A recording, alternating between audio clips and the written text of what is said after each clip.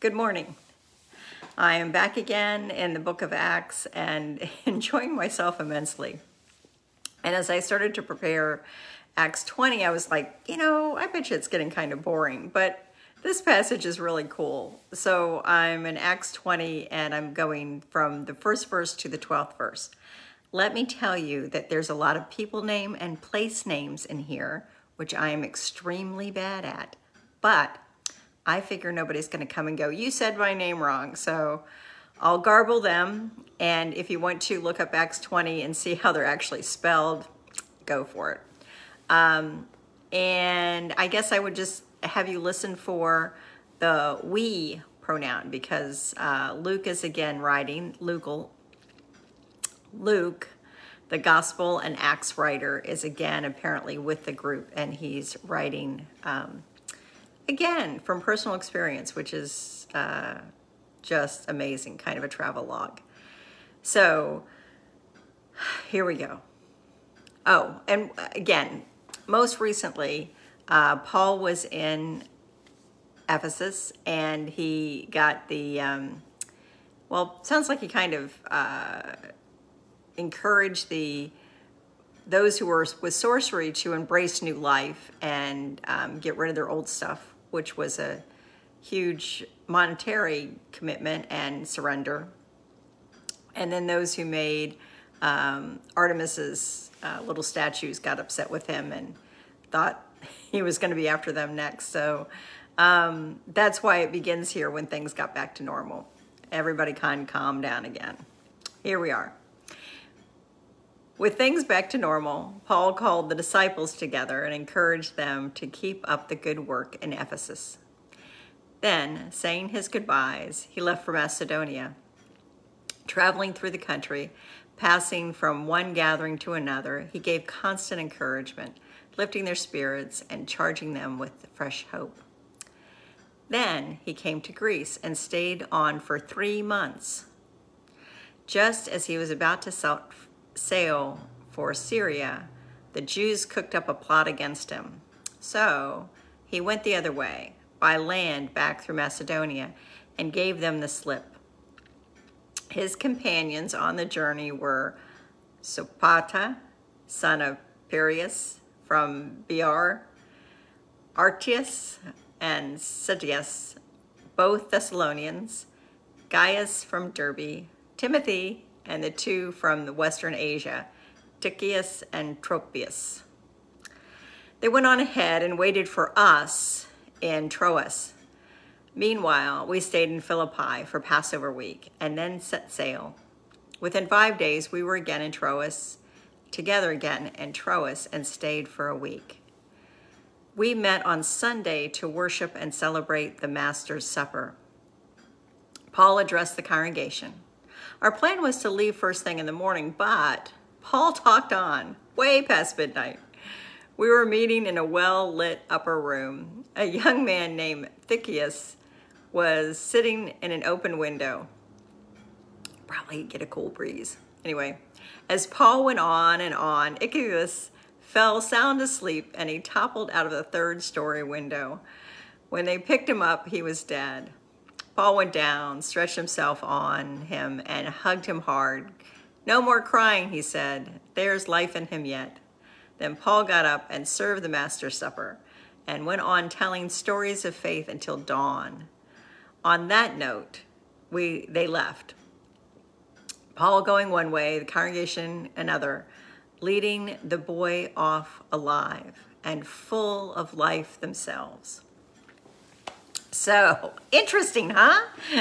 Besides my misspelling of names, mispronunciations. So, there's a lot of cool stuff in this, to me anyway. One is that I've talked about before that this is a reform movement within Judaism that Paul is leading. Paul is a good and faithful Jew. And so he's in Greece for, is that right? They stayed for Passover week. Gosh, Mary. Seems like you could remember. But they stayed, they stayed in Philippi for the Passover week. He had been in Greece 3 months, and then he left, and then he was in Philippi.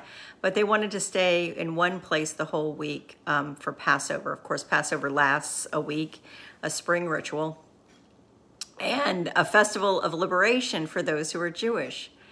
And it was one of the sacred celebrations of the year. Actually, Jewish folk had about 7 celebrations throughout the year, but Passover's was one of them, where, of course, they had a lamb that had been sacrificed and unleavened bread. And it remembered the supper, Jesus' last supper with his friends. So here we have, as Luke chronicles what Paul is doing, this very clear evidence that this is exactly what was happening. That Paul and others who were finding this first faith were following all of the Jewish traditions. We're not quite clear how many laws, but all of the Jewish traditions, as well as adding to that Sunday morning worship. Because it says on Sunday morning is when they gathered and they prepared themselves to share in communion, the Master's Supper. Again, I think this is really cool myself. So Paul, one of the parts I like best about this is Paul gets to talking at church on Sunday morning. And he talks and he talks and he talks and he talks. And there's a young man who sat in the window. And again, I think it must be to catch a cool breeze, because this is an arid country and heat is constant. And so as he sits in that window for a cool breeze, Paul has gone on in his sermon a little bit too long, and he's dozing. I have experienced this in my ministry, seen some eyes close. And again, as he dozes, he falls back out of the window. But Paul goes down, and whatever happens in terms of stretching himself across him, hugging him tight, the young man is revived and he does not die. So what the writer wants us to know, I think, is that Paul is bringing life in thousands of different ways. He's going to these small communities. He's continuing to encourage them, speaking words of faith, living words of faith, as he continues to not really be concerned that people are after him. It says that when he was going to sail for Syria, the Greek folk got a plot against him. But what we've heard throughout his travels is that people are plotting against him. They want to make sure that they shut him up. And this whole concept of Jesus as Son of God, as one who brought faith and life and relationship with God, is stamped out, because it's not what they believe about God. Anyway, I find it cool that that not only did Paul continue to preach and teach and stay wherever he was, again, felt led to stay. I can imagine in Greece, it was a large community, of course it was, and so he stayed for 3 months. And in Philippi, he stayed during Passover week.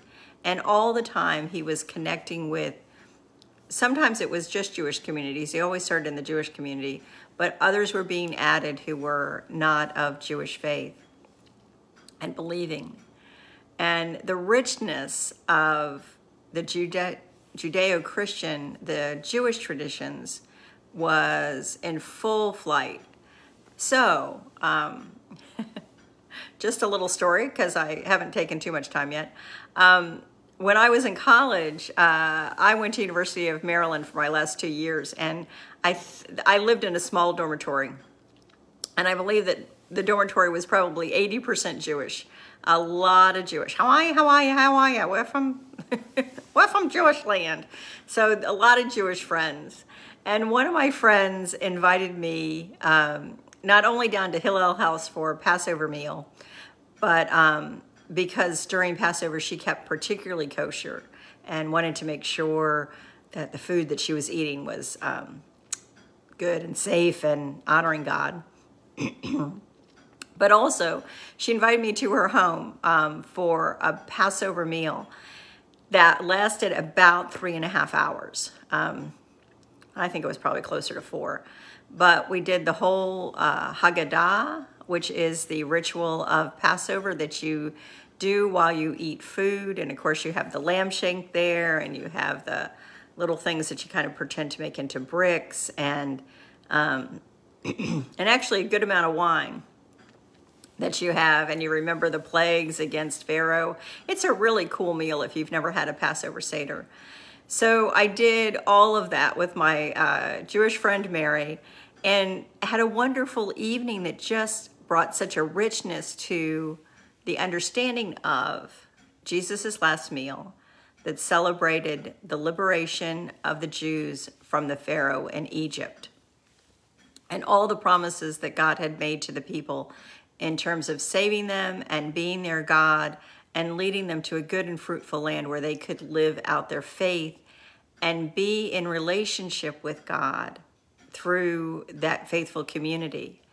And so as I've really had this wonderful experience of the Passover Seder, the next night was Holy Thursday, Maundy Thursday.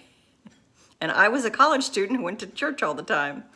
So the church near campus, the United Methodist Church on the campus of the University of Maryland College Park, had a Thursday evening service. And I went to that.